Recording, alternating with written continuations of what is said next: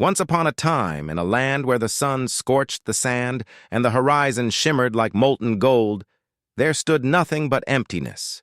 No towers, no luxury, no glittering skyline, only the hum of wind over endless dunes.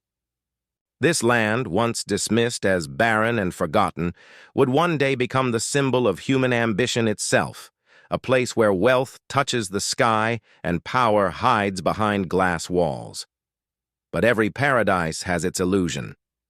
And behind Dubai's glitter lies a story built not on gold, but on sacrifice, secrecy, and unimaginable transformation. This is the story of Dubai, the illusion of paradise. In the early 1800s, long before Dubai's name echoed around the world, this land was nothing but a fishing village, a cluster of wooden huts beside the Persian Gulf. The air smelled of salt, sweat, and survival. Men dove deep for pearls, risking their lives beneath the surface, while women waited, praying their husbands would return with enough to trade for food. This was not a kingdom of wealth. It was a struggle for existence. But even here, amid sand and sea, a vision was forming. A vision that would defy time, geography, and destiny itself. The rulers of this region, known as sheikhs, governed small tribes scattered along the coast. In 1833, a bold leader named Sheikh Maktoum bin Butti broke away from Abu Dhabi's rule and declared Dubai an independent state. No one could have imagined that his lineage would one day command one of the world's richest cities. But destiny had begun its silent work.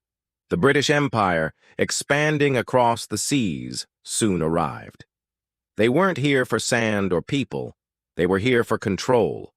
Trade routes to India passed through this land, and piracy threatened their empire. To protect their power, Britain signed a truce with the Arab sheikhs, turning these lands into what they called the Trucial States. Dubai became part of a global chessboard, where every move was made not for freedom, but for profit. While the British ruled from afar, Dubai's people remained trapped between poverty and hope. There were no skyscrapers then, no shimmering hotels, only wooden boats, dhows, floating across turquoise water, their sails like fading dreams against the sun. Pearl trading became Dubai's heartbeat. But when Japan discovered cultured pearls in the 1930s, that heartbeat stopped. The sea no longer offered fortune. Hunger returned to the dunes, and once again, Dubai faced silence. A man whose name would change the fate of this forgotten land, Sheikh Rashid bin Saeed Al Maktoum, took the throne. He saw not what Dubai was, but what it could be. A city that didn't rely on oil or pearls, but on vision. He believed trade and connection could turn desert into destiny. When he visited Europe in 1959, he saw lights, towers, and infrastructure.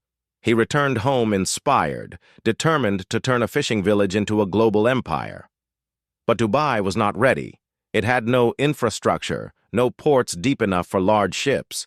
Yet Sheikh Rashid risked everything. He borrowed money, faced criticism, and began to widen the Dubai Creek, a move many called madness. But that decision was the seed from which modern Dubai would grow. Ships began to arrive, trade began to flow, and whispers spread across the desert.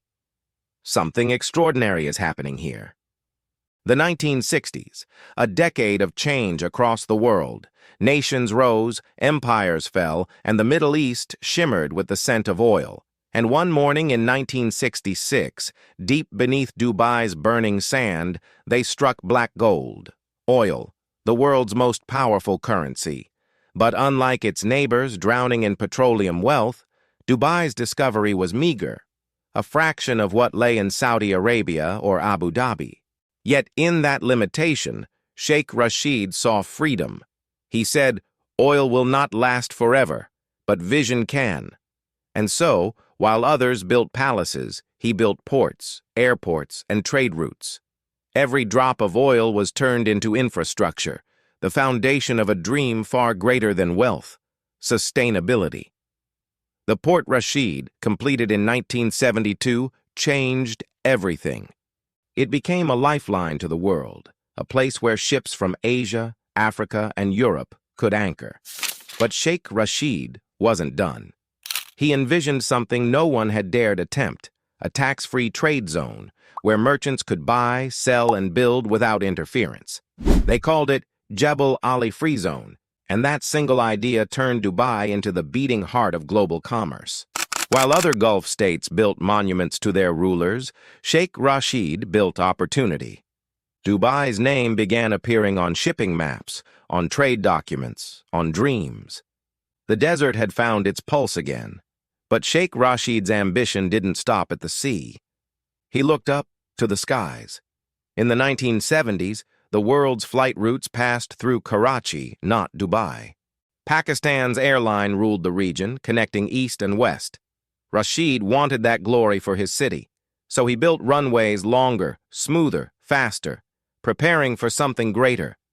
In 1985, his dream took flight. Emirates Airlines was born. A small fleet, a handful of routes, but a vision that would outshine them all. Soon Dubai became not a stopover, but a destination.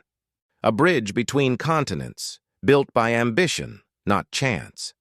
By the 1980s, Dubai was no longer a village. It was a rising jewel, its ports alive, its airports buzzing, and its skyline stretching higher every year.